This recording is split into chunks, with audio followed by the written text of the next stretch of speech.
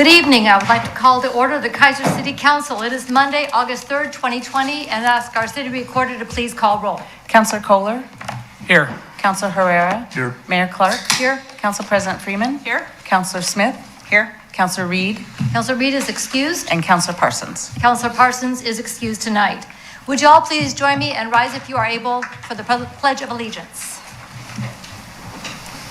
I pledge allegiance to the flag of the United States of America and to the republic for which it stands, one nation, under God, indivisible, with liberty and justice for all. Thank you all for joining us this evening, both here in council chambers and online for our meeting this evening. It is a beautiful evening outside, so if you're at home, maybe you can take your computer outside.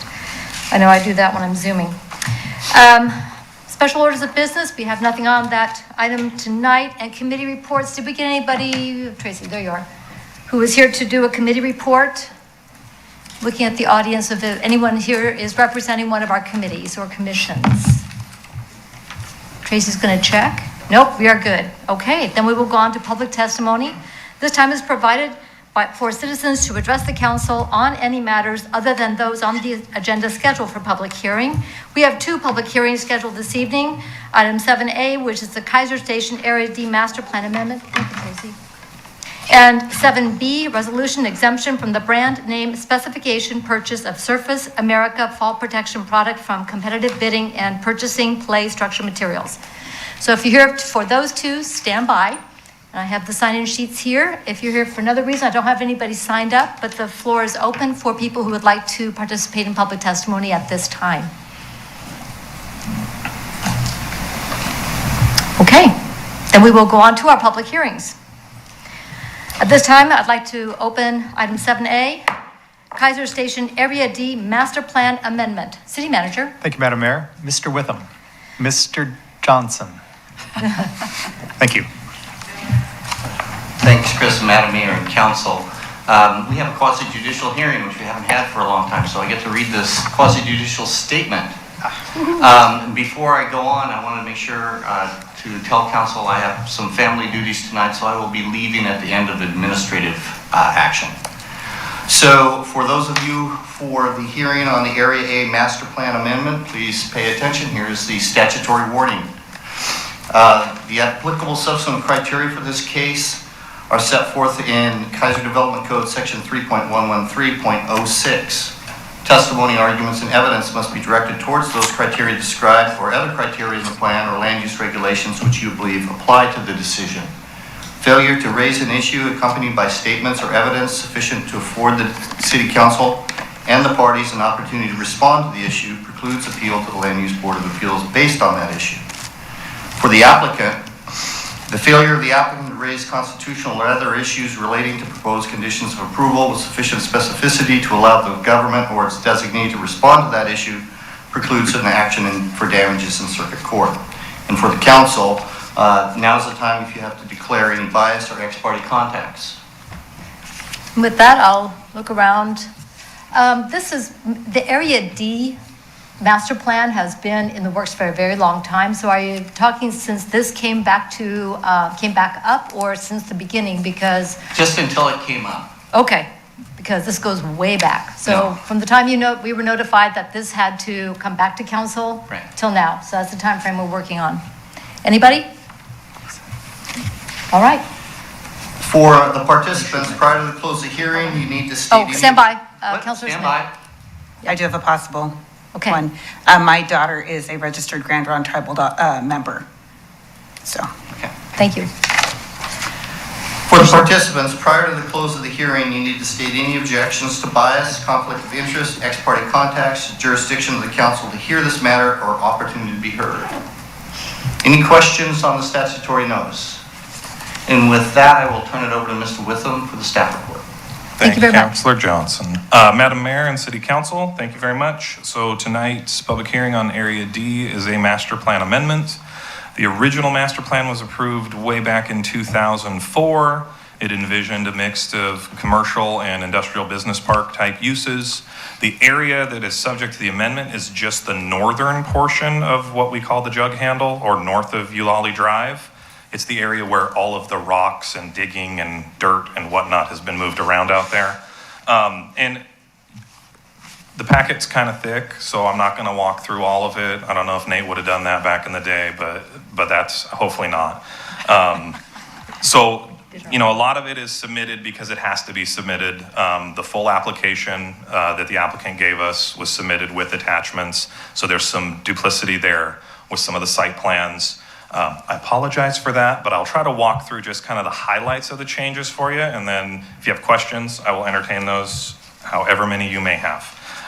Essentially, the changes kind of are represented on the site plans. The original site plan is found on page 20 of your packet. The proposed changes are both page 22 and 23. One is a larger, the whole area. The other is kind of blown up for the jug handle.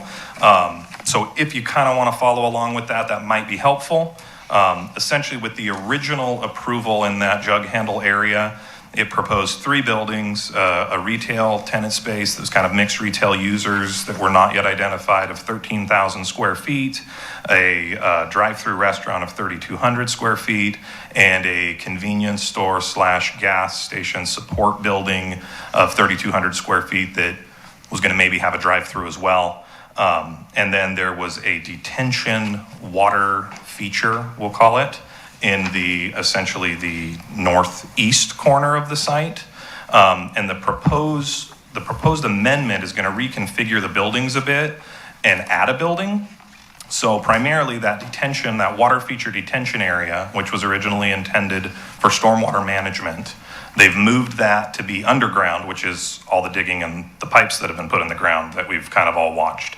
And so that created some space to be able to be captured by the applicant, and they're proposing a new 2,000 square foot auto service building that's intended for some quick lube oil change kind of things. The 3,200 square foot tenant that was the gas station food store combo has been shifted a bit. It's now 3,043 square feet, identified as store C on the site plan, and that they've identified as being a 7-Eleven convenience store retailer. Part of the packet, there was some elevation drawings in there on actually what that building's going to look like as well, which we wanted to get into the record and as a part of this review.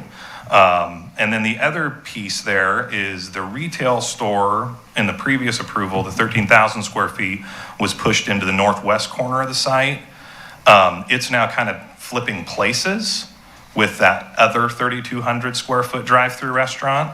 So there's an auto B of 8,000 square feet identified. That user is yet to be determined as far as I'm aware. And then pad A is a 4,833 square foot drive-through fast food restaurant that's proposed. So that's kind of the crux of the changes. The applicant's intending to essentially relocate the water feature that was in the corner now to it would be the southwest corner of the site, next to the auto B, kind of on the corner there. We're recommending that they haven't come up with a design yet, but we're recommending that they work with city staff to come up with a design that can be somewhat of a gateway feature there and maybe incorporating some plaza elements. The other thing the original approval had, it had a small plaza area next to the retail space. So that's the gist of the changes to the site plan. The other thing I will point out, just in all the materials, you know, I kind of outlined it in the staff report, tried to make it as concise as I could, you know, and I added, there's some pages of findings because we have to address all the review criteria. Staff is recommending approval of this amendment request. We feel that it does meet all of the applicable criteria. It does as good, if not better, than the original approval did, in our opinion, my opinion. But the other thing I would want to point out is that original approval, there was a lot of talk, and before my time of being around too involved, but in digging through the record, there was quite a bit of talk about some park and ride spaces that were going to be designated within that area. We are not recommending a condition for requiring those park and ride spaces. There's a bunch of reasons, but primarily the world has changed a lot. We have a transit center across the way. Area A is all built out. Nothing was built when this master plan was originally approved. There may be some opportunity, but it might make more sense that would happen in the second phase, the area to the south of the jug handle being developed, for example. So that is one of the things that we're looking to modify and eliminate that condition altogether. The other thing that is part of this request is a major variance request. The original master plan included a major variance element, but due to some logistics, that variance approval technically expired. So they are requesting essentially the same exact variance they requested before.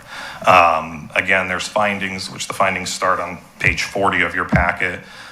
There's findings that address those variance criteria. I would just point out that the stores all meet the minimum setback requirement. And because this property is zoned industrial business park, it actually has a larger setback requirement to streets than anything else built in Area A. So instead of a 10-foot setback requirement, which would be the standard in all of Area A, basically, we have a 20-foot requirement here. The buildings all meet that. The only thing that doesn't meet it is some drive-through aisles and some trash enclosures. And the site plans kind of demonstrate the trash enclosures are, at 18 feet and more off. They almost meet the setback. They're a little shy. But the drive-through aisle is down to 15 and a half feet for the drive-through restaurant that's proposed. And the drive aisle for the quick lube service area is 10 and a half feet. So the major variance is being requested to reduce the setback just along that northern side of Eulalie down to 10 feet. And we are recommending granting that variance consistent with the original approval. Starting on page 46 of your packet is where we have our proposed conditions. And essentially what I did is I took the original conditions from the Area D approval, and we looked at those, and there was some that needed to be modified to reflect these changes. Again, of substance, there really isn't much that's a substantive change to any of the conditions, but there are a couple of highlights that I wanted to point out. Condition number 4, we added some language about the design of the water feature, that it would need to be coordinated with Community Development Department and installed as a part of the development of the site. 11 talks about a modified landscaping plan, because the original approval had a landscaping plan for the whole area, and clearly the site is shifted, parking trays are moved around, so we're going to need to see a detailed landscaping plan. Condition 14 is where we strike out the condition regarding the park and ride spaces. And that repeats itself later on, because that also came through in our Public Works Department's conditions of approval, because they were the originals. And then the other thing that we wanted to acknowledge was the proposed design for the 7-Eleven convenience store. We wanted to recognize that those were submitted and they represent generally the design vernacular that is appropriate for this area. With the original approval, there was some typical elevations that were given. They weren't, like in Kaiser Station Area A, the elevations were very detailed and were pretty much ready to build. In the Area D approval, it wasn't quite that detailed. And so there was some conditions written that basically said, hey, when you come in for building permits, you're going to have to meet all the design requirements. And then the other element that I wanted to point out, and this one is more of a clarifying for timing than anything else. With the original Area D approval, there were some questions as to phasing of improvements and when things would be required, specifically a traffic signal. And so one of the things with this proposal, the Public Works Department did submit comments with recommended conditions to us, clarifying that the traffic signal is needed now. And so condition number 50, we've added some language to just point that out, that the traffic signal will need to be designed, constructed, and fully functional prior to occupancy for building permits within the jug handle area. I think that, there's one other condition we just eliminated in the variance section, and that was the one that held us up because it had a 2-year window, and it's clearly more than 2 years from 2004. So we don't want that to kind of fall into being an issue. We know that there's an anxious look to build some of the site out as quickly as possible right now.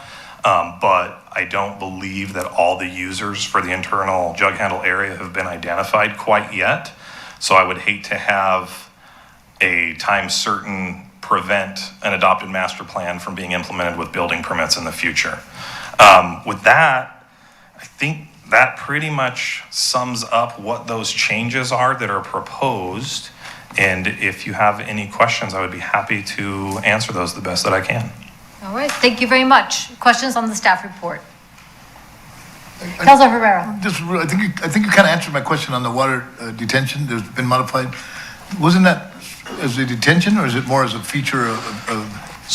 Yeah, so the original approval called for, it was originally there as a water detention pond that was going to kind of double as a water feature, which is why when the applicant came in and said, hey, we don't really want to do water detention in this way, and I might have Bill Lawyer speak to that a little bit because I know the world of stormwater has changed some, but we basically said that's fine, but we still had a requirement that a water feature or some sort of an amenity be provided, and so that's why they're proposing to do more of a standard water feature that would be a little bit more of the interactive nature and, you know, not just be a pond of water sitting there. So. And you answered my question on the other. Thank you very much. Okay. And you answered my question on the parking ride. You covered that. Thank you very much. Other questions on the staff report? I've got a couple. One is in the landscaping, in other development, we require 2-to-1 replacement of trees, so that is calculated in for tree cover and canopy? Okay. Yes. And the answer about the traffic signal, on-site stormwater, so we've got that. And then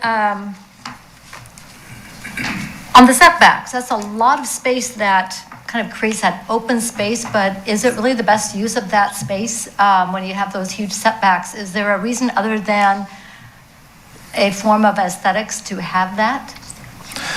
I mean, yeah, I think the aesthetics is definitely there. I think generally in the IBP zone, it has more to do with a lot of the users in an IBP zone maybe a little different than what this is being developed, because this is being developed all under that flexible space provision. So the way the condition is written currently is we're basically saying we're granting you that variance request to allow down to a 10-foot setback.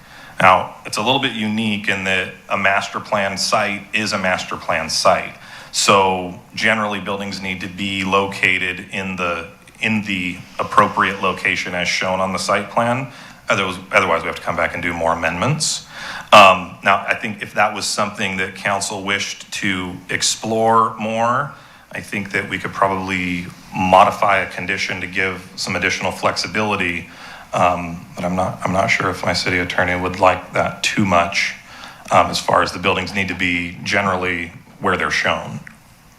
Well, my concern about setbacks is that you are creating space that has to be taken care of, but it's not terribly functional either in terms of access and so forth. I mean, I understand having the landscaping, trees and so forth for permeable surface, for keeping the place cool, and for the trees to do their thing. But when you have large setbacks, what it does, in my view, is it spreads everything out more, makes it feel less walkable, less compact. And I think that there's opportunities to look at our designs that utilize the limited space we have within our urban growth boundary without large setbacks, to be more cognizant of using every piece of land that we have to its maximum capacity. So that's my concern about having large setbacks in this situation. Sure. So I don't know if we can do some flexibility or if that conversation can come up. I don't know how interested the applicant is in that, but I'm always concerned when we're starting to talk about large swatches of land that are just going to be areas for the occupants, the owners to maintain. Mr. Johnson. Thank you, Madam Mayor. I was just double checking with Shane. It sounds like this situation is covered because the variance that's allowed brings it down to 10 feet. Okay. And 10 feet is the same as it is in Area A. So essentially, although the code is different, for this site it's not, so it's the same setbacks as it would be in Area A. Good. All right, thank you. Councilor Kohler. Thank you, Madam Mayor. My understanding is the original intent was for industrial or light industrial in that area. And for light industrial, you probably do want the setbacks. But I think with the variance that's proposed, I think we're in pretty good shape. All right, thank you very much. Any other questions on the staff report? All right. I'm going to open it up then to the people who have signed up for the hearing. And I'm going to lead off with Mr. Mike de Blasi. And if you would just give your name and your city of residence for the record. It's good to see you, sir. Good to see you. Should I leave this on? Yes, or- please. We'll be able to hear, the TV audience will be able to hear you better, if you're okay with that. Yeah, sure. Yeah. Mike de Blasi, resident of Kaiser. I'm here to speak about Area D. First, I'd like to thank you for bringing that up, Madam Mayor, about the spacing and the walkability. If I had my way, we'd open the hood up and mass the buildings like a traditional downtown, but obviously that's probably, I might be the only one who wanted to do that here. But I had a couple of suggestions that I don't know if would require, again, opening up the hood, but one was to increase the tree planting in the parking. We're going from a natural grassed field to a lot of pavement and other impervious surfaces that will hold heat and then release heat, so more trees will create less of that heat island effect. And also, the other suggestion was at the interior intersection in that jug handle where Ulali pretty much makes its crest and then comes back, putting in a roundabout that could become an amenity too, with some type of art or natural plantings or something, instead of just having a plain old intersection. So those are my suggestions. Thank you very much. Any questions for Mr. de Blasi? All right, thank you so much. Mr. Witham, do you want to address the tree count? Because I did ask about the 2-for-1. I know that we have, there's an understood number of trees or placement and so forth that you'll be working on? Sure, yeah. Realistically, that's, the application materials that were submitted didn't have a detailed landscaping plan at this stage with a master plan amendment. The applicant was not proposing to stray from the original approval for landscaping. I believe it's a 20% overall landscaping requirement of the site, which is higher than most commercial uses in town. It's normally a 10% in town, but because of the zoning, there's actually a higher landscaping requirement there. And that's frankly why we want to have the condition that a final landscaping plan be submitted. The development code has been, we've written and we've modified it not too long ago to actually increase planting capacities in parking lots, and we have some specificity for trees getting to certain sizes to help with some of that heat islanding effect that Mr. de Blasi spoke to. Again, we're not proposing that we would hold the applicant to a higher standard than that's been established by the previous master plan approval or by the development code itself, being that this is just a simple amendment to what was previously approved. I think to do that, we would need to probably tweak some findings fairly significantly. So yeah, I guess that's No, what I can that say to answers it. my question, but it's also an opportunity as the applicant works with you to find the optimal use of the placement of trees for shade, temperature control and so forth, as well as aesthetics. Yeah. So I appreciate that. Councilor Kohler. Thank you, Madam Mayor. Mr. Witham, I was pleased to see that there was a requirement for a tree for every so many parking spaces, which I thought was very forward-thinking. I appreciated that. I know in the summer, I'm always looking for the one in the shade when I'm going someplace. All right. And the other thing you mentioned, and it's no secret, I'm a big fan of roundabouts because they are safe. They don't cause you to have to come to a full and complete stop. They reduce crashes. They keep the flow going. Just it has benefits all the way around. I'm not sure that the site plan is sufficient for the size necessary, but I would encourage a conversation, and I think that's all we can probably do at this point because I know how it's designed, but if it's an opportunity that could be a win-win, I would encourage that conversation to happen. Yes, Mr. Lawyer. If I may, Madam Mayor, thank you. My recommendation is not a traffic circle or a roundabout in that location, because already we see traffic backed up, waiting for the light to get onto Shamala Road. Roundabout's going to complicate that. People trying to leave this development site, the site to the south, people packed into that roundabout. I think it's not functional in this site. I forgot about the, as it comes out onto Shamala/Lock Haven there. Speaking of which, and it's a topic for another day, will be the receiving lane on eastbound to southbound I-5 that is still awaiting being done. Maybe relieve some of that. I continue to wait. We all do. And that's in ODOT's court. All right. Thank you very much. Mr. Alan Roothouse, please come on down. It's good to see you, sir. Thank you, Madam Mayor. Stacia, come on. And if you would just state your name and your city of residence for the record. Alan Roothouse, President of RPS Development Company. Hi, I'm Stacia Hernandez, Chief of Staff for the Confederated Tribes of Grand Ronde, and we have Dan McHugh as well from the Confederated Tribes of Siletz Indians. And we're happy to answer any questions you have of us. I think Shane did a great job. We have nothing to add. All right. Well, thank you. I'm so glad to have representation from both tribal nations here today. You honor us with your presence. And we're happy to be a partner in you realizing this long sought after opportunity for you to work together. So thank you. Are there any questions for Mr. Roothouse or our tribal representatives? Not at this time. All right. Thank you so much. Thank you. Is there anybody else who would like to speak to the hearing, speak to this issue on the Kaiser Station Area D? All right, Council, do you have any other questions before I close the public hearing? All right, the public hearing is now closed. Council President Freeman. I move that the Kaiser City Council direct staff to prepare an order adopting the proposed Area D Master Plan Amendment and Major Variance Approval. Second? It's been moved and seconded that the Kaiser City Council direct staff to prepare an order. I don't have the right page here, my bad. Don't mind. Yeah, what page are you on? Okay. Thank you. Direct staff to prepare an order adopting the proposed Area D Master Plan Amendment and Major Variance Approval. Any further discussion? Oh, I got the second, yes? Yes. Councilor Herrera? Okay, yes, he did. All right, thank you. Any further discussion?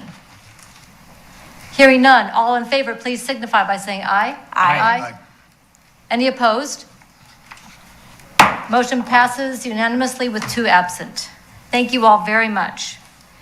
That takes us to item 7B, a resolution exemption of the brand name specification purchase of Surface America Fall Protection product from competitive bidding and purchasing play structure materials, Structure America Fall Protection Materials, and installation services from Ross Recreation Equipment Company, Inc. for Claggett Creek Park.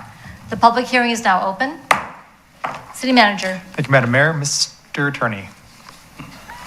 Thank you, Chris, Madam Mayor, and Council. This matter is before you for public hearing for exemption of the brand name specification and also the purchase of materials and services to put in new play structure and play surface at Claggett Creek Park. This is very similar, if you might remember, to the Meadows Park.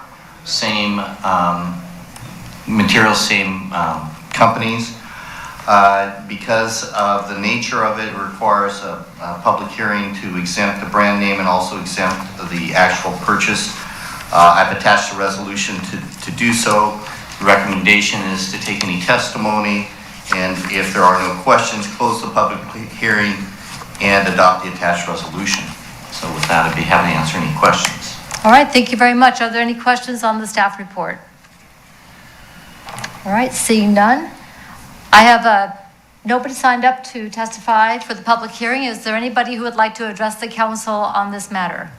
The floor is open. Okay, don't rush your words. All right, thank you so much. Council, are there any further questions before I close the public hearing? Councilor Kohler. Thank you, Madam Mayor. Just a clarification, we're going to use this particular contractor because they produce something that a lot of other people don't. Is that part of the Right. reasoning there? I don't know, Bill, if you can explain this a little better than I can. The driving force behind this is mainly the surfacing materials, Surface America product. There's only a couple companies in the nation that make this kind of material. We've used Surface America products. We're satisfied with them. And so that's driving the exemption. The Surface America product is distributed through Ross Recreation, and the installers, while they'll do work on their own, I'll say not for Ross Recreation, but subcontract to them. So put the whole package together, provide the equipment, provide the servicing, and install everything. But the main thing is the driver is the servicing product itself. Perfect. Thank you. That was my understanding. I just wanted to clarify it. All right, thank you very much. Are there any further questions before we close the public hearing? Hearing none, public hearing is now closed. Council President Freeman.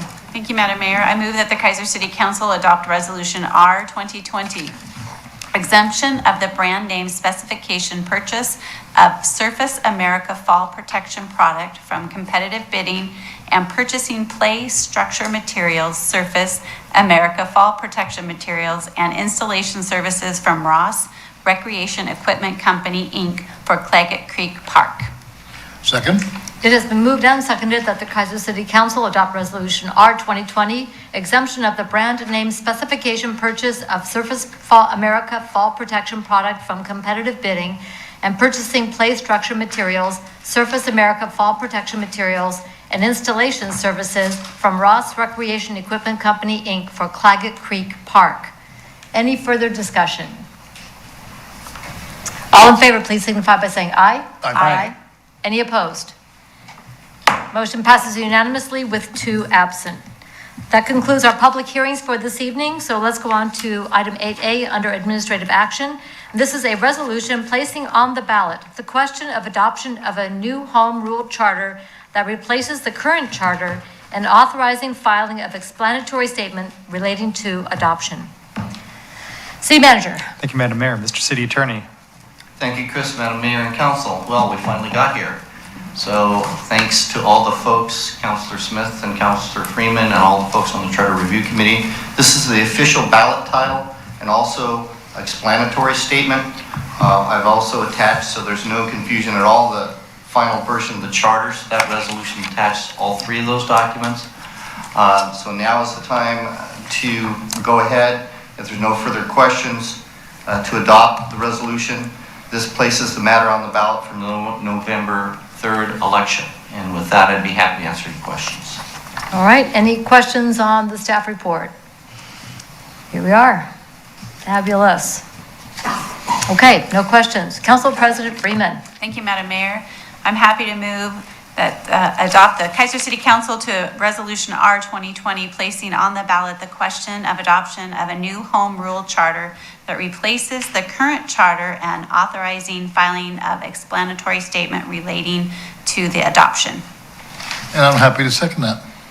It's been moved and seconded that the Kaiser City Council adopt Resolution R 2020, placing on the ballot the question of adoption of a new home rule charter that replaces the current charter and authorizing filing of explanatory statement relating to the adoption. Any further discussion? Councilor Kohler. Just a quick comment. I'm just thrilled to see this. It's been a long time coming. It just really thrills me. Thank you. Thank you. I would concur. All in favor signify by saying aye. Aye. Opposed? Motion passes unanimously with 2 absent. So going forward from here, once this is heading toward the ballot, that kind of changes the relationship for staff because it will be an item going to the ballot. So staff is allowed to speak on an explanatory basis. Facts only. Facts only. And it's up to us as counselors. We don't have that caveat because, with our big paycheck, lots of zeros, no ones, we can speak to this, and so I think it would behoove us as council to consider how we would like to move forward in putting together messaging that would be appropriate to explain to the people of the city of Kaiser, along with the team members that put this together, and let people know why this is important. So that's going to be a conversation for us to have very, very quickly. And I'll be looking for a couple of counselors that want to take a lead on the messaging and outreach. Of course. Councilor Smith? I would be happy to. I figured. I thought that was a given. I was like, poke him. It has to be said. So Councilors Smith and Herrera, I will look to you to take the lead. We will all be involved actively, I can presume, because of our activity in this, but it's important when we have a go-to who's going to be doing that. And again, remembering the role of council separate from the role of staff. All right, moving forward. Thank you very much. Item 8B, an ordinance amending the Kaiser Development Code regarding sections 3.106, property line adjustment, section 3.107, partitions, and section 3.108, subdivisions, planned unit developments, and manufactured home parks, amending 98-389. City Manager. Thank you, Madam Mayor. Mr. City Attorney. Thank you, Chris, Madam Mayor and Council. This matter is back before Council after public hearing. You might remember this is the amendment to the Kaiser Development Code with regard to the timing and allowances for extensions for partitions, lot line adjustments, and subdivisions. And so we prepared that ordinance at your direction. It's here for adoption, and I'd be happy to answer any questions. All right, thank you very much. Are there any questions? Council President Freeman. Thank you, Madam Mayor. I move that the Kaiser City Council adopt a bill for an ordinance amending Kaiser Development Code regarding section 3.106, property line adjustment, section 3.107, partitions, and section 3.108, subdivisions, planned unit developments, and manufactured home parks, amending ordinance 98-389. Second that. It's been moved and seconded that the Kaiser City Council adopt a bill for an ordinance 2020, amending Kaiser Development Code regarding section 3.106, property line adjustment, section 3.107, partitions, and section 3.108, subdivisions, planned unit developments, and manufactured home parks, amending ordinance 98-389. Any further discussion? All in favor, please signify by saying aye. Aye. Any opposed? Motion passes unanimously with 2 absent. That takes us to item 8C, a resolution authorizing Finances Director to sign State of Oregon Grant Agreement, grant number 1079, CARES Act funds. City Manager. Thank you, Madam Mayor. City Attorney. Thank you, Chris, Madam Mayor and Council. This is some CARES Act funding. This is the original proposal on this, increased quite a bit. It was $17,000. It's now, or more or less, it was an exact amount. Now it's increased to $1,151,914.13 because the state does not like round numbers. This is not likely to all be spent given the restrictions that we have. And if you have questions, you might want to talk to Chris or Tim on that part of it. But that is what the grant amount is for. And it's also going to be used in connection with the next agenda item, which I will explain when we get to that. So with that, I'd be happy to answer any questions. All right, thank you very much. Any questions on this grant? So this is the one that we will use for reimbursement of expenditures. For the next agenda item. Okay, That's right. very good. Just to kind of yes. throw a little bit City Manager. more information out on there. So this is an allocation the state is providing to all cities based on a population formula. So they had a certain amount of money to get out into the communities, and based on population, they're simply making a direct allotment to each city. So a lot of strings attached, but we now have funding to try to get some things accomplished out in the community. So. Mr. Johnson. Yes, excuse me, Madam Mayor. The other thing I wanted to mention, I think it is in the staff report, but it's in the document. It is a reimbursement grant. We have to spend the money first.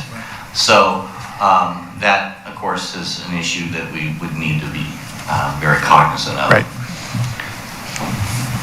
Yeah, I know for some of the smaller jurisdictions, that's been part of the conversation they've had on the state level on how to help some of the smaller cities that don't have that cash even to spend up front. But I think that we're in a space where we're probably able to take care of our needs on a pretty regular basis. I'm seeing Mr. Wood nod his head that yes, we are in that's more stable space.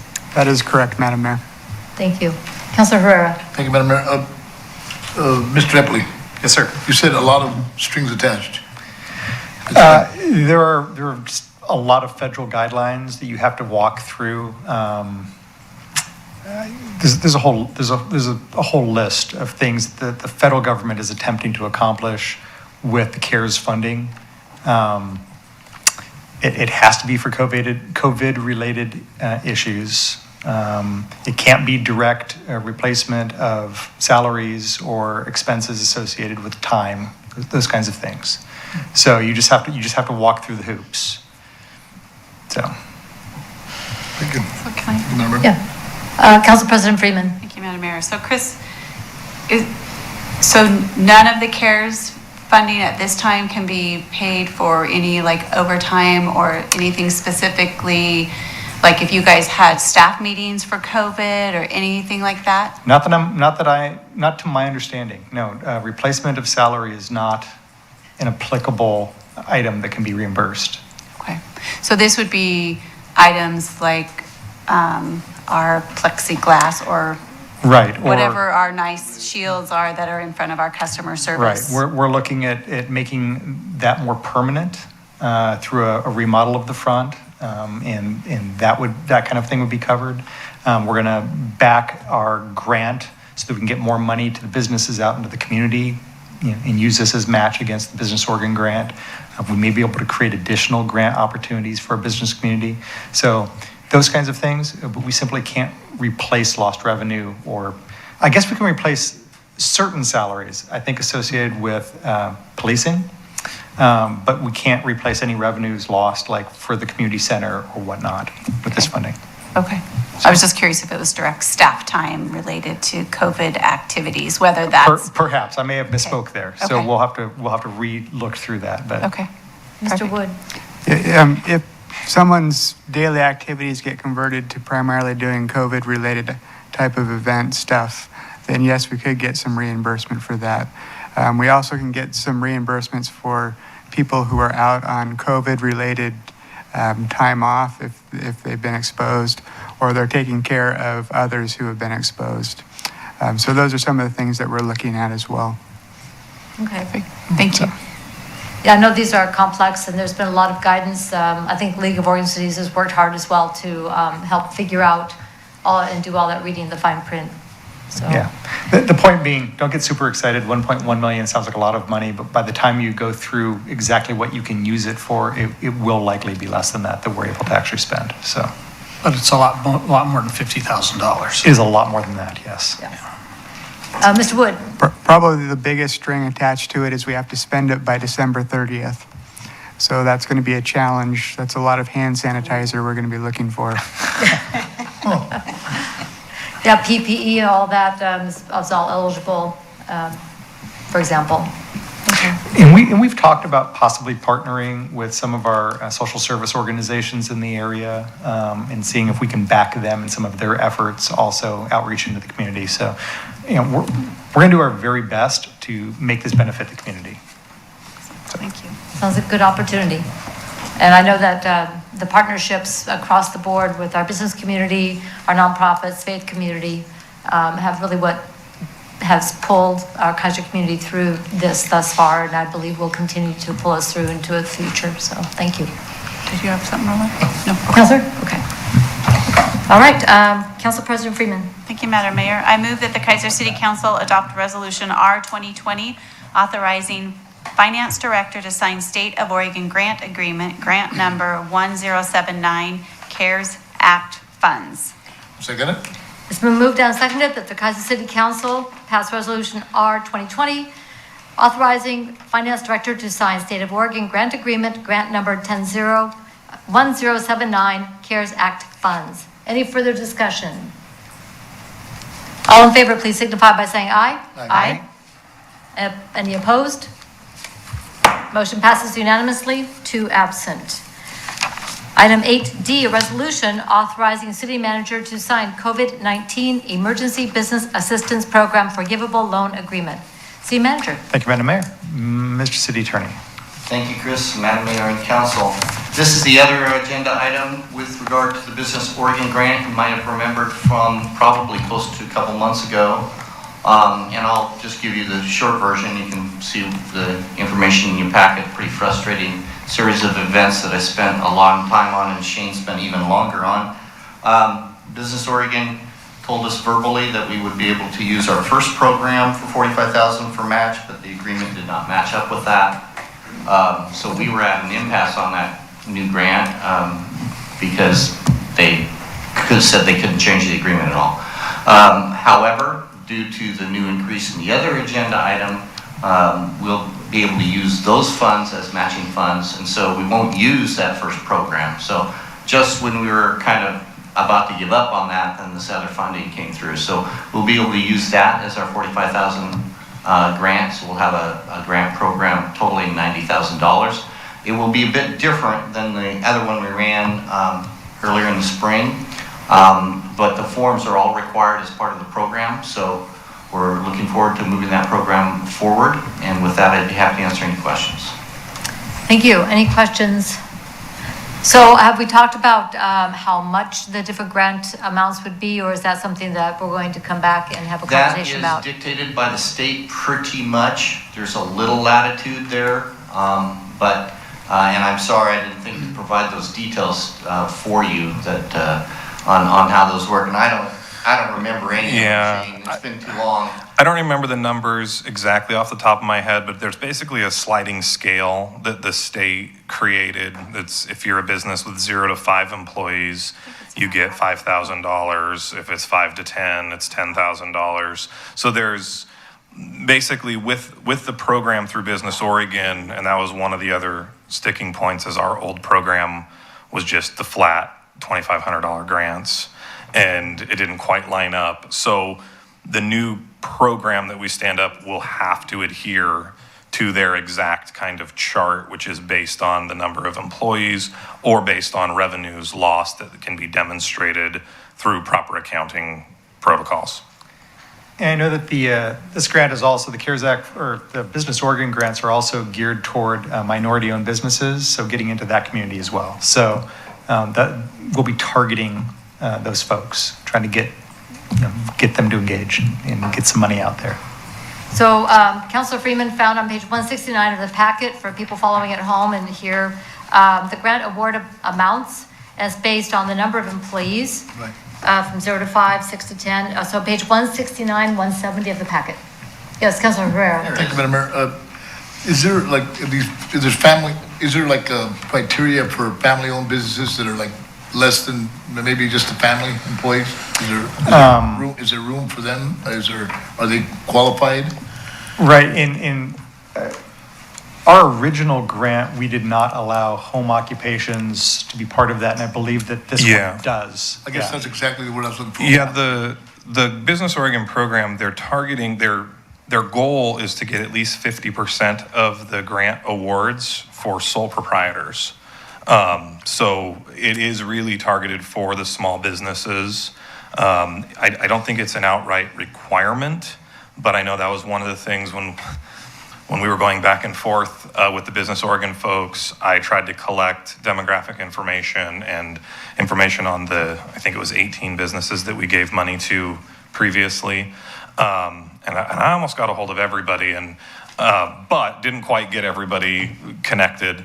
But so yeah, this program, we will actually target sole proprietors.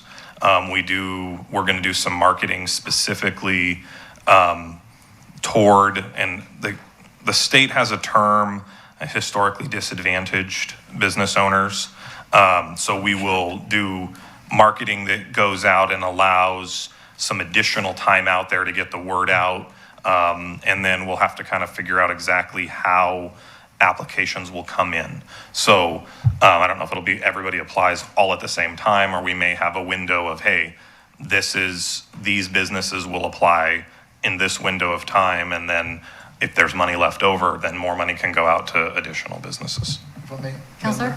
And so how would you do an outreach to, say, a Latino business that's not Spanish-speaking primarily? How would you outreach to those folks? Sure, and that, so, you know, when we first heard about the program, we did identify some different groups, the Latino Business Alliance, I believe. I talked with the chamber to talk about if they could help with some of that outreach. The one thing that's really nice is Business Oregon actually has produced all application materials in multiple language, Spanish, Russian, there was another one that I thought was interesting. But so it's all of the different application materials will be put out in multiple languages. And actually, Councilor Herrera, I may be talking with you about some ideas on how we might be able to get the word out. I have some. Okay, that's great, because that is something that essentially when we applied for the grant, Nate had identified, hey, there's, and I think there's a list of 5 or 6 different organizations that we had identified, and I'm sorry, I don't remember them all off the top of my head, but definitely now that we're actually able to move forward with the program, I'm going to be in a bit of a time crunch to get boots on the ground and figure out the best way we can get the word out. If I may? Yes. At one time, I had a list of the Latino businesses. Okay. Now, that might be outdated, but, and also the term disadvantaged, it's more like, I like to underserved, because, you know, the connotation, but. I absolutely agree. Exactly, the point that I was making was one that you covered well, and I would be happy to help in any ways. Okay. I'm talking about reaching out to other, not only ALSC, but other groups that would know where those businesses are. No, that absolutely would be helpful. Okay, and there's a gentleman in town, RJ Navarro, that actually has a roster of the current businesses. He's doing some work with them right now, so I appreciate that. That's good. Reach out, call me. I'll help. I'll be sending you an email tomorrow. One other one, and I'll turn it over to Council President Freeman, is COBID, the Certification Office for Business, BID. I can't remember what the entire acronym stands for, so my bad. Anyway, COBID is through Business Oregon, and that's where disadvantaged business enterprises do register with the state. It makes them eligible for state contracting and other contracting opportunities, and it does sort out by address. So it's a really, really robust and easy database to use, and any businesses that aren't registered there, we can encourage them to do that as well at the same time, which will make them more eligible for additional opportunity. So I'll remember what that acronym stands for here in a minute. I'll turn it over to Council President Freeman. Thank you, Madam Mayor. This question's for Chris. So in our first grant notification, did we receive any feedback back from individuals or businesses whom didn't receive it or wish they would have received? I mean, did we get any kind of feedback that may help us in this time with some focused outreach versus targeted? Sorry, because targeted has such a different. Right. And so if there was some more focused, I'm just curious if we received any feedback from our first grant application. And I don't know of any specific feedback we received back. We got that put together and got out into the community so quickly. True. And we were able to give grants to almost all of the applicants who applied. I think there were only 2 or 3 who did not receive a grant, and at least 2 of those were deemed not qualified based on our rules. So, or one or 2, I don't remember. Anyway, so, you know, we didn't have a large group of businesses that didn't receive a grant to get feedback from. The feedback that I received from those businesses that did get grants were that they were incredibly appreciative of what we did and that it helped. So. Thank you. Follow up, please. Thank you, Madam Mayor. So, and then in our part of our outreach, are we reaching out to our faith communities as well? We will, absolutely. That's an excellent place to go to try to, reach those historically underserved communities. Well, and a lot of times, you know, our faith community knows their, you know, members, and a lot of them, if they are, especially like Councilor Herrera, small, you know, very family owned businesses. And so it's just trying to think of, you know, as many different ways to reach out to as many people as possible in a cost-effective way, obviously, right? So, thank you. And COVID is a certification office for business inclusion and diversity. So that is the federally recognized agency for determining whether a company or a business is a DBE, disadvantaged business enterprise. And that has a certain meaning when you're doing contracting, especially when you're doing federal contracting, which is, in my day job, part of what I do. So, okay. All right. Any other discussion on item D? Council President Freeman. Thank you, Madam Mayor. I move that the Kaiser City Council adopt Resolution R 2020 authorizing the city manager to sign COVID-19 Emergency Business Assistance Program Forgivable Loan Agreement. Second that? It's been moved and seconded that the Kaiser City Council adopt Resolution R 2020 authorizing city manager to sign COVID-19 Emergency Business Assistance Program Forgivable Loan Agreement. Any further discussion? All in favor, please signify by saying aye. Aye. Any opposed? Motion passes unanimously, 2 absent. That takes us to item 9, the consent calendar. Council President Freeman, would you please read the item on tonight's consent calendar? Sure, thank you, Madam Mayor. We have 4 items on the consent calendar tonight. Items 9A is a resolution authorizing the city manager to sign amicus attorney agreement. That's too many A's in there. Resolution 9B, authorizing the finance director to enter into an agreement with CenturyLink for internet services.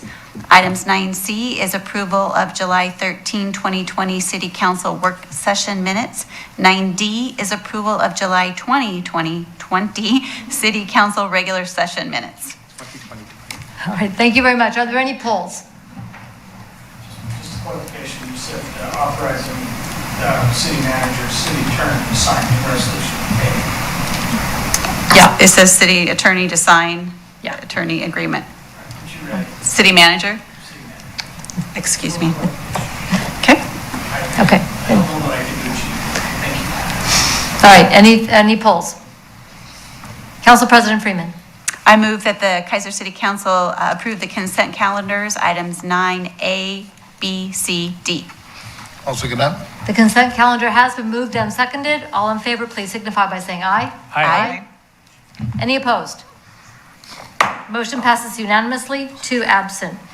Okay, council liaison reports. You guys switch places. I can't pick on one of you, so I'll go to Councilor Smith. So fun. Thank you, Madam Mayor. Just a couple things that I wanted to bring up tonight. One would be that there has been several pleas on social media from the Keizer Food Bank. They are still short, and we need to make sure that we're taking care of them. So if you do have, available funds or extra food, and you just pick up a box of cereal, peanut butter, anything like that, I think they would greatly appreciate it. We need to remember not everybody's back on their feet right now and still facing some losses from, work loss and COVID and such. The other thing I wanted to just notate was a thank you to Mr. Lawyer for explaining about the striping on the streets. I got tagged in a lot of posts about the striping, and I think it looks good. It looks a lot brighter. And I'm very sure that come summertime, when the overspray has worn off, because it wears off over time, you're going to love the fact that you can actually see the reflective lines, because that was a little rough there for a minute. Difference. Yeah, it'd be a lot better than what it was. And if anybody remembers, back when it was dark and raining, there was a problem with the machine, and the, I don't know, better word for it, glitter stuff did not actually stay at the right level, and it got buried into the ground. So we did not have that. So thank you to the Public Works Department for working with getting the paving, all of that done. Looks really good. It seems like that went a lot faster than the first time, and it was a little bit more efficient. So thank you for that.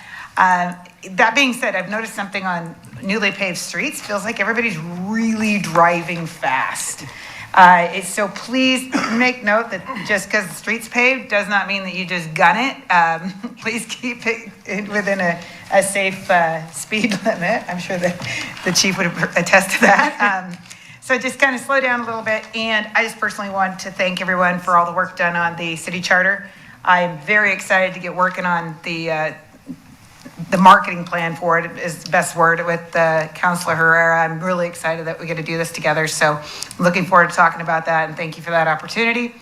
And thanks for everyone, unanimously passing that. That's a pretty epic moment in my book. So thank you. That's all I got. All right, thank you. Council President Freeman. Thank you, Madam Mayor. I would echo the paving, just thank you for patience of everyone on River Road. And then the shoreline project, I know that I'm sure all the neighbors are glad that all of those machines are gone, but it does look really, really nice. So just thank you to all the neighbors who happen to live in that neighborhood. I guess a little pain and noise is worth it when it's all done, right? Upcoming, we have the Planning Commission on the 12th here at 6 p.m. Marion County Commissioners Breakfast is on the 13th, and it's Mayor Clark, Councilor Reed, and myself attending. I will need a substitute. Okay. I will be in transit, so if somebody else can do that, if you want to check with the rest of the council for a substitute. Thank you. I can do that. And then we all know it's really warm outside, and for some of us who love the heat, I do. But, just check on your neighbors and, watch your pets. And last time I said that, someone goes, watch your kids in the car. And so that's probably the last thing on my mind because, I can leave my kid in my car. But it does happen. And so, just really be attentive to that. And I will echo Councilor Smith on my way home. Faith Lutheran Church, which is Monday night, is where they hand out food boxes. There was probably at least 12 cars in line and more cars coming in. So I would echo the sentiment that if there's ways to donate cash, or I'm sure they're greatly appreciative as well as everyone that's in line who is needing food assistance during this time. And then I have shared in the past that our local community action agency does have rent assistance funds available and energy assistance funds, and there are income eligibilities, but check on that if you're someone who potentially may need some assistance there. And one item that seems to get forgotten, and I know we have several manufactured home parks here in Kaiser, but those funds also are able to cover your rent of your manufactured home as long as you are a renter and your space rent. So a lot of times there's not always a lot of funding for that, but the rent assistance funds do cover that. So contact our community action agency. Thank you. Very good to know. Thank you. Councilor Herrera. Thank you, Madam Mayor. On July 22nd, I participated in a LULAC virtual panel, which was actually throughout the whole country, which was interesting. And the subject matter was the Latinx community and how this COVID has affected us disproportionately. And that was very interesting. I also did the BIPOC community gathering with Teresa Alonso, representative, and along with local public health official authorities. It explained some of the methodology for the contact tracing, which was very interesting. There's actually classes on contact tracing at Portland State, and well attended. We heard from County Commissioner Cameron and other county commissioners. Very good participation there. I also participated in the Equity Lens Subcommittee. We were trying to fill our Equity Lens Committee is made up of non people of color right now, and one lady. So we're trying to change that around to where people of color are part of that. And I've been working with Councilor Evans from Eugene, as well as Teresa Alonso, which is she's wearing her consultant hat for that. So we're glad to move that forward with different people of color. And while I'm on it, I'm gonna a shout out to Councilor David Imami, who is the first Iranian American councilor in Oregon, and he's not running for re-election. So they had a nice write-up on him in the paper, Portland paper. I want to also shout out to Herschel Sangster and all the bike people for them doing that bike repair thing on August 7th and August 21st over at not the church on the hill, the church on the north side of Little League Field. So that's a clarification by somebody. Thank you very much for that clarification.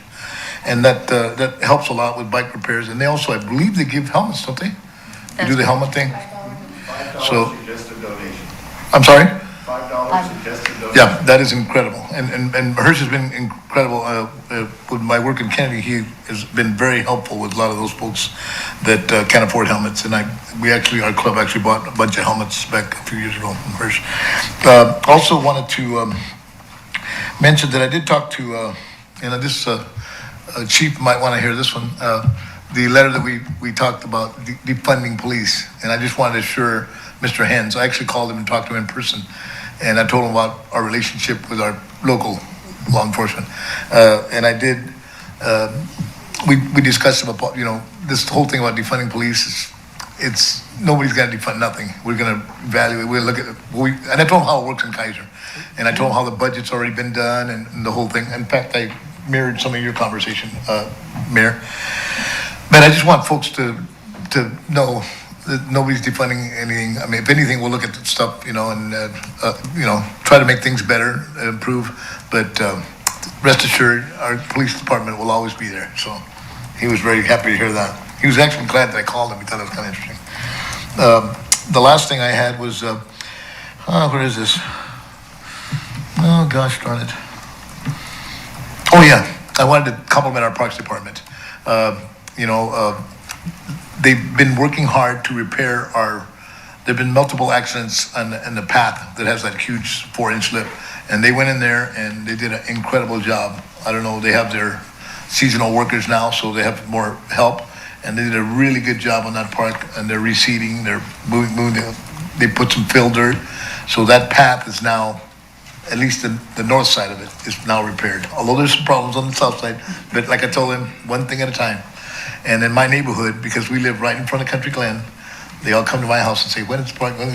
But anyway, they're real happy that one thing at a time we're doing it. And kudos to Rob Johnson. And our mower out there by the name of Franklin, I shout out to him because our whole neighborhood loves that guy. He's just a great awesome guy. No, really, he's a good guy, and he'll stop and talk to the guys. And, I think that's great that you, as a city worker, you can go out and talk to your neighbors and tell them, have a relationship with them. So Franklin is really good. He's a great mower, and he's just a good guy. So, Robert, you thank him for that from us, from our neighborhood. That's all I have for now. Thank you, Madam Mayor. All right, thank you very much. And so folks taking notes, the bike helmet and bike repair is at the Kaiser Church of Christ, and the next one is going to be on the 21st of August. From 2 till 4. 2 to 4 in the afternoon. So come on down, bike helmets. And I know that bicycle sales across the country, went sky high when vacations got canceled. I mean, what could be more socially distanced than fresh air? Right. Ride your bike. Try to go to a river right now. Well, around here, make sure you have your life jacket. The water is still really cold. Indeed. Councilor Kohler, good to see you, sir. Thank you, Madam Mayor. Just a few things. On the 21st, I attended with the mayor the ribbon cutting ceremony for Wicked Sweet Bakery. And it looks like we've got another sweet place to go here in Kaiser. It was good and a lot of fun. On the 24th, I took part of the LOC call. Talked with the governor's office and they talked a little bit about schools and some of the things that they were thinking about doing and said they're up over to 350,000 tests now, and that 26% increase from the week before. But I thought it was interesting that I said, so what does all this really do to us? And they said, well, I can tell you a lot about nothing. And I thought, wow, that's interesting, because sometimes the OHA and the governor's office, they give a lot of statistics and things, but they don't necessarily tell you what else is happening, and that's the hard part. To know who to listen to and what to do, that's really a hard thing. And they've got a pretty tough job. And they're working hard, but I appreciate the LOC and all the work that they're doing with that. And I heard a radio ad saying that the Kaiser City Council has received hundreds of calls to defund the police. So this is absolute bunk. I haven't received any calls to defund the police. I have received, respond from that ad. I've gotten a few people that have just said, hey, we're here to support the police, and we're very proud of what our Kaiser police are doing for us. Thank you. And just to put on the record, as I visited with my family, we discussed some of the impacts of the school announcements by Governor Brown. I'm very saddened at the amount of stress this is having on families. The impact on kids and teachers is real. And on so many levels and ways, the inability to plan for this year, next year, and beyond is mind-boggling. The inability to know what will happen with and for our kids is causing mountains of anxiety, stress, and uncertainty. And whatever your opinion is on the matter, the impact is going to be felt. Be patient with people, practice kindness and understanding and love. I pray for teachers, parents, and the kids. It may not be easy, however, we will do this. We'll get through it. I was recently doing some study regarding Abraham Lincoln, and it was right at his administration time that we developed a national motto. And I didn't realize that that's when our national motto was really put together, but our national motto is, "In God we trust." And during times like this, that's really what we have to do. We have to trust God and push forward to the best of our abilities.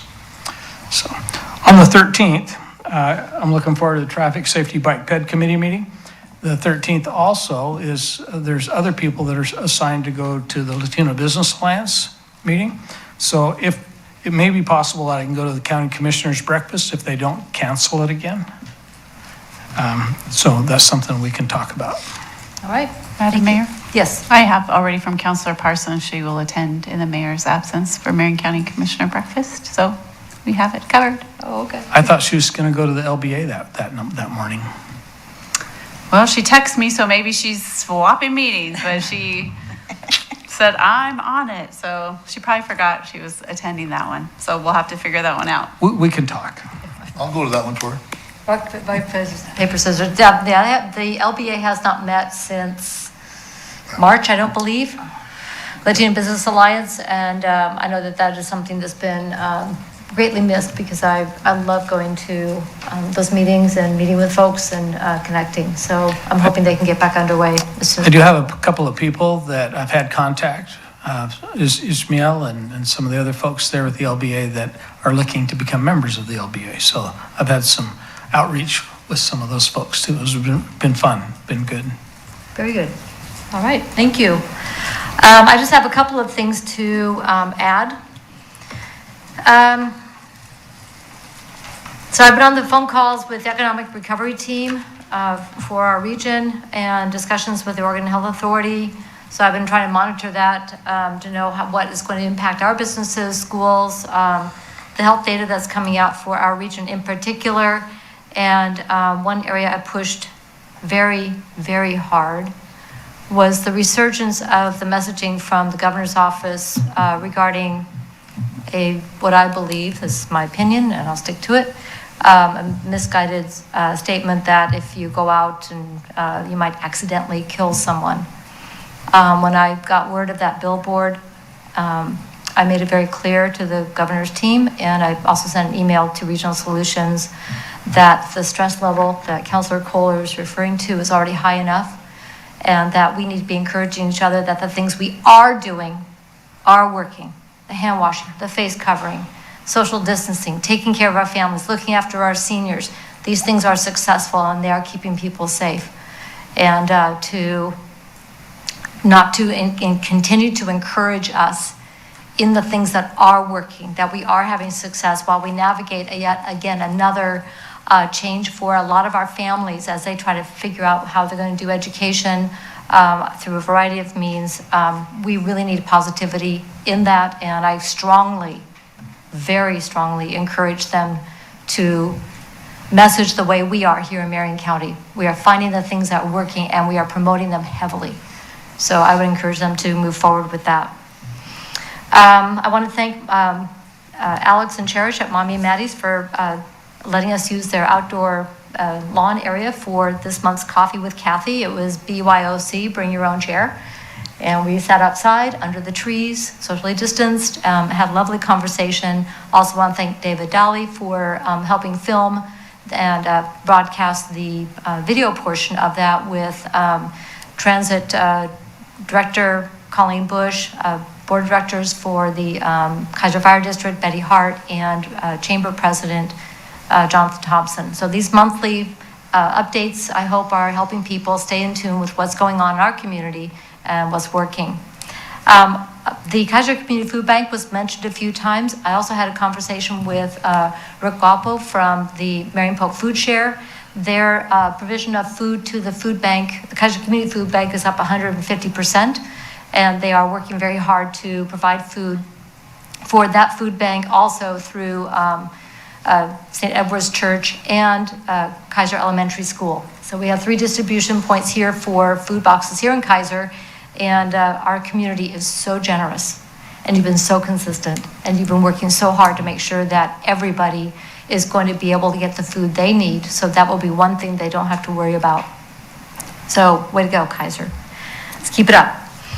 On the 27th, we had a personnel policy meeting, which was lengthy as when we were talking earlier about staff time on COVID-related, HR was probably like, that's most of what they're doing right now, and then the other stuff, other duties as assigned, like life, kind of piles on top of that. So it has been very all-consuming for human resources. I attended the virtual Oregon Business Plan Leadership Workshop, and these are available to all of us to be able to log in. These are webinars. So doing a series of them through the Business Oregon, and I highly recommend tuning into those. I do have some notes that I haven't shared yet in my mayor's update, and I will get that up to you. But really talked about the impact on business, how communities are reorganizing to bring business and work, broadband alternatives together, and then planning for a future. There's another series, there's going to be some more coming up this year, so watch for those in your inbox, in your email. On the 28th was SCATS, the Salem-Kaiser Area Transportation Study, our metropolitan planning organization. The discussion centered around our upcoming STIP, the Statewide Transportation Improvement Plan, federal funding, the Department of Land Conservation and Development, and some of their strategic planning and how that impacts with transportation, and the opinion from our MPO that a rush on rulemaking is probably not something that is well advised. So from us to them, it was, we're concentrating on COVID and everything else. Can we take a pause on the rulemaking until we can get our heads wrapped around the more urgent matters at hand? So that was then. Coming up, tomorrow we have the Executive Committee for the Mid-Willamette Valley Homeless Alliance. I love those meetings because every time I hear about good stuff happening as we're taking care of people in our community. The Alliance Board will meet in full on the 13th, and that's when we will work to establish the permanent ORS 190, which is going to be a part of the Alliance. The Mid-Willamette Valley Area Commission on Transportation is going to meet on Thursday, and on Thursday and Friday is the Oregon Mayors Association virtual conference. So I'll be zooming in and out of that, pun intended. And I've got Commissioner's Breakfast, and that on the 26th, I know this is kind of way out there, but the NAACP will have their next in a series of community conversations. And I'm looking forward to participating in that, the Salem area NAACP. Highly recommend folks watching for that to pop up in your inbox. So that is what keeps me constructively occupied when I'm not working. Okay, written communications, I have several on 3 different topics. One is continued communications regarding fireworks. And I even called Friday night because somebody shot them off at Delight and Churchdale area. And we were outside enjoying a quiet dinner on the patio, and then it wasn't so quiet. So I called it in. So we'll keep on getting after them. Thank you, Chief, for your recommended language. I'm working on bringing that together, and I'm going to look for some help with that because I'm a little overloaded right now to help push that to legislation. Anyway, I really appreciate people reaching out to us and all of you letting people know, yes, please do respond. And City Manager, you mentioned in one of the emails about helping put together some messaging that we could be able to push out on our Facebook page, and then we could share with folks on that. Please do report, please do call it in on the non-emergency line, unless it started a fire, and then please, by all means, do call 911. And if you could help us with that, get the PSAs out on our Facebook and other media, and also on our website. This is continuing. This is August 1st, the 2nd, 3rd, and they're still shooting them off in the neighborhoods. My dog has had it, and quite frankly, so have I. So, second topic. It was already mentioned about we're not defunding the police, so I will put that there. Thank you all for continuing to get the message out. Know that I haven't gotten a single phone call on defunding. I've gotten people asking, you aren't serious about that? I'm like, well, no, we passed the budget. You know, we're good to go. There was a great deal of talk on social media, but more importantly, in communication regarding the fatal crash at Quinnipiac and River Road. So this is a known dangerous spot where there have been fatal crashes before, and there was discussion about us writing a letter to Marion County, encouraging them to look at solutions, both short-term and long-term, for making that a safer intersection. We know that it's got some serious line of sight issues, it's got some serious alignment issues, and we want to encourage Marion County to take action sooner than later on safety measures now, but also put this into the queue for them to make any long-term changes. We have an area commission meeting on Thursday, so that's a pretty quick turnaround. And with council's indulgence, I would like to write a letter and take that to the Area Commission on Transportation and give it to the commissioners at that meeting to encourage them to take action on that intersection. Consensus.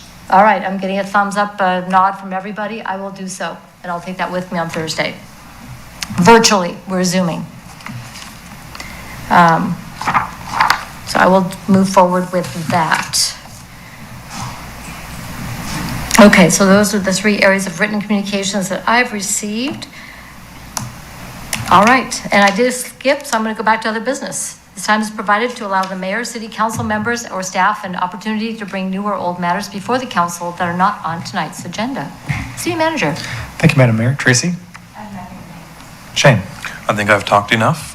I'm good. I think you have also. Mr. Wood? I have nothing to add either. Okay. Bill? Nothing for me, thank you. Chief Teague? Nothing for me. Council, anything for any of the department directors? Madam Mayor? Yes, I do. Mr. Lawyer, I sent you an email with probably not a very good picture of the intersection at Dearborn and Delight. It's on the south side, where the school district is tying in, where you come off the street and then come around to the sidewalk. It is a very odd configuration, and I've almost tripped. I've seen other people almost trip and fall.